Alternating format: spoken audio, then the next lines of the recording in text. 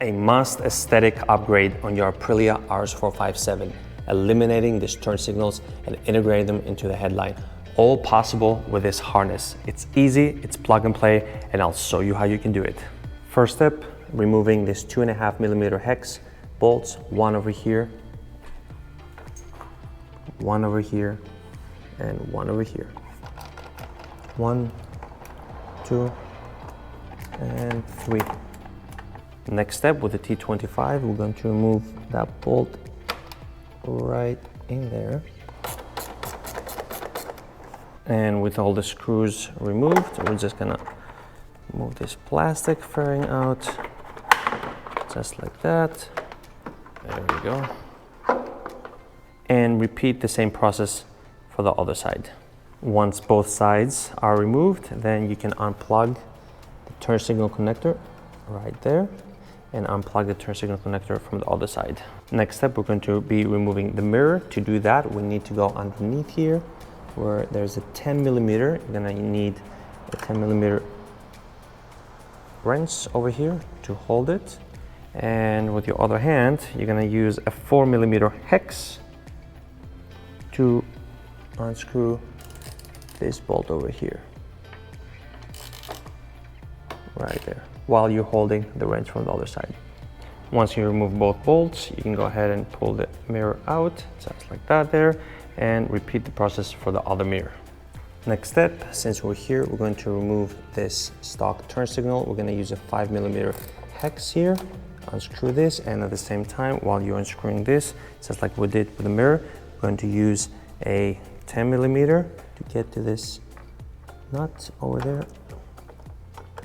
Right there. Once the knot is removed from the other side, you can go ahead with the bolt and remove this and the turn signal connector. And this is out. In the position of the turn signals, I'm going to use block-offs, but I'll leave this for last. Now with the T25 Torx, we're going to be removing 3 screws in here. One right here. Now this is a little difficult for me to show you. One will be right here, T25.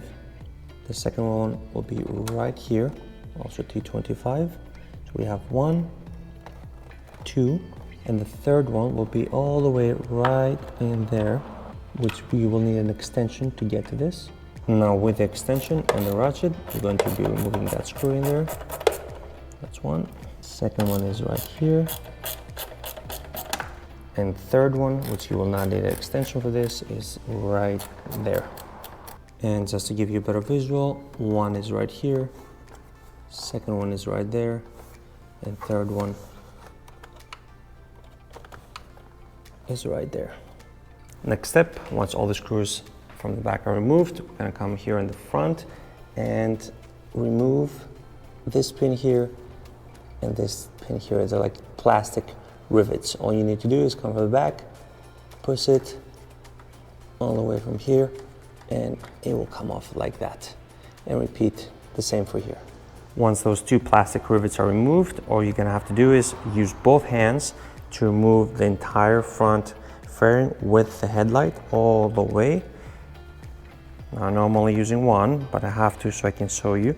And right in there, you'll see the connector right here. You're gonna have to remove that headlight connector, and the front fairing and headlight will be removed. Now I remove the connector and all this front fairing is removed, but I'll do a close-up and show you exactly how to remove this.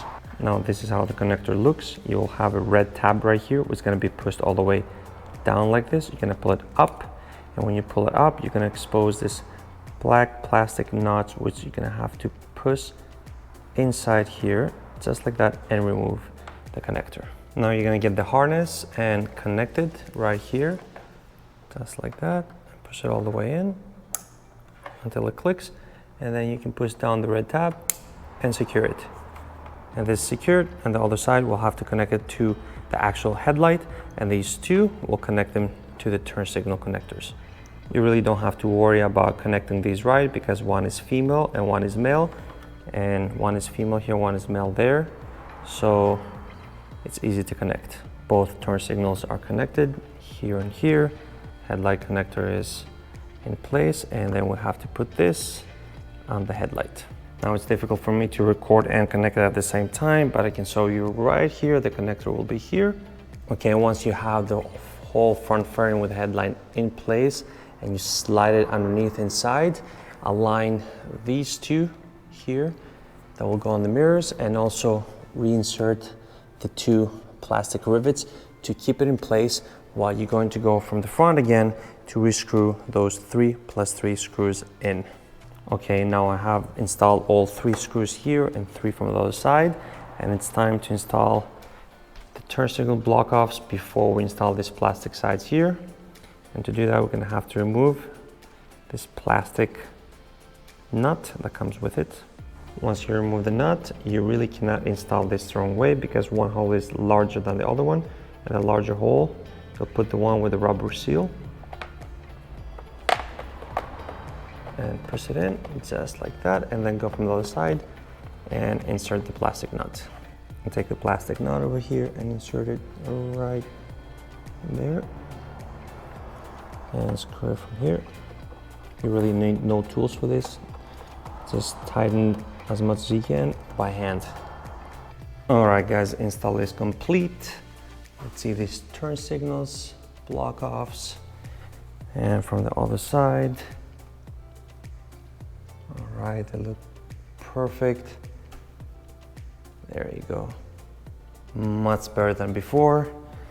Now let's start the dash, the headlight, and test the turn signals. Let's start with this.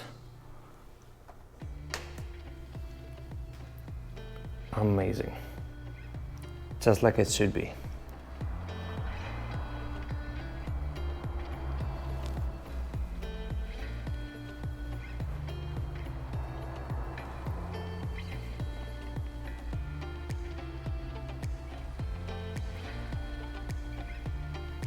Let's test the other side.